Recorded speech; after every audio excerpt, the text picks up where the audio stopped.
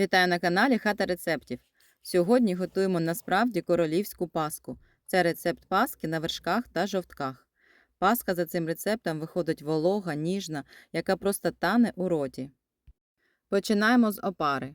У мисці нагріваємо 300 мл вершків. Туди всипаємо 15 г сухих дріжджів. Всього за рецептом нам знадобиться 150 г цукру. Від нього ми забираємо 2 столові ложки для опари.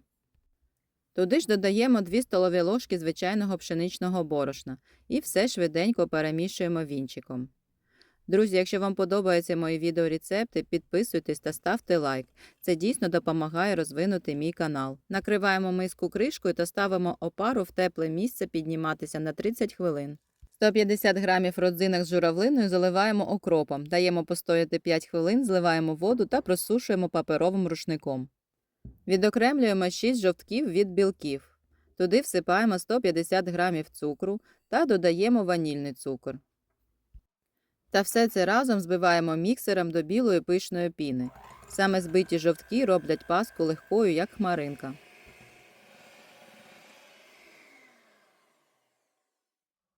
Через 30 хвилин наша опара добре піднялася. Як бачите, з'явилася така шапка з бульбашками. Це значить, що дріжджі працюють та активувалися. З'єднуємо взбиті жовтки з опарою. Друзі, дякую вам всім за перегляди. До речі, цікаво, з якої країни та міста ви дивитесь мій канал. Напишіть про це у коментарях.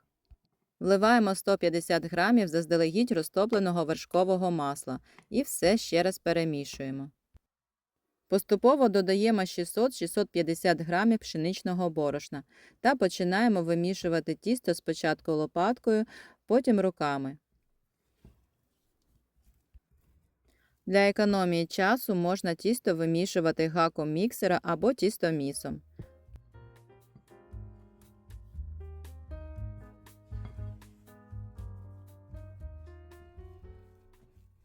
Тісто я вимішувала руками приблизно 15 хвилин. Дуже важливо не забити його борошном. Воно має бути трохи липкуватим, але еластичним. Залишаємо тісто в мисці, змащеній олією, на 1,5–2 години в теплому місці, поки воно не збільшиться в об'ємі. Таке тісто важке та жирне, тож підніматися воно може довше. У мене тісто піднімалося 2 години. Обминаємо його руками та додаємо туди просушені сухофрукти, родзинки з журавлиною. Вмішуємо сухофрукти, щоб вони рівномірно розподілилися по всьому тісту.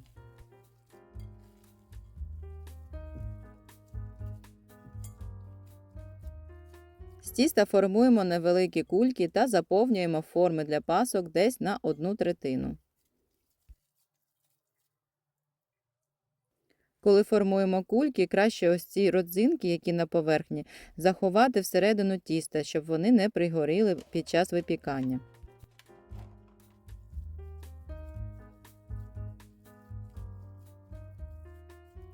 Залишаємо наші формочки з тістом на розстойку ще приблизно на 1 годину. Тим часом розігріваємо духовку до 170 градусів.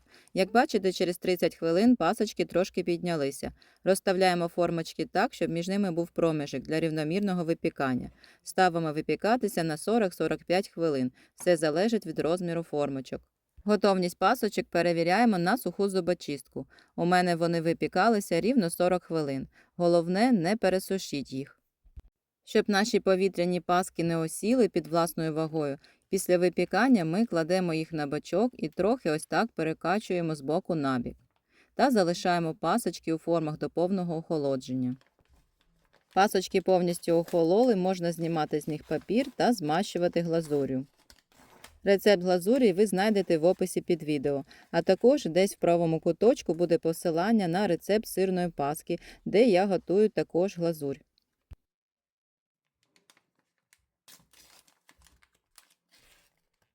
До речі, є кілька важливих нюансів. Усі інгредієнти для паски повинні бути кімнатної температури, а вершки приємно теплими, не гарячими.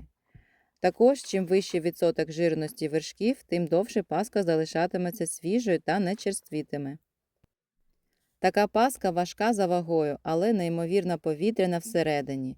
Вона помірно солодка та дуже здобна. Мені подобається рецепт цієї паски, вона виходить не суха. Навіть через 3-4 дня після випікання вона зберігає свою ніжність та масляністість завдяки жирним вершкам, які утримують вологу всередині м'якуша. Давайте розріжемо паску та подивимось, яка вона всередині.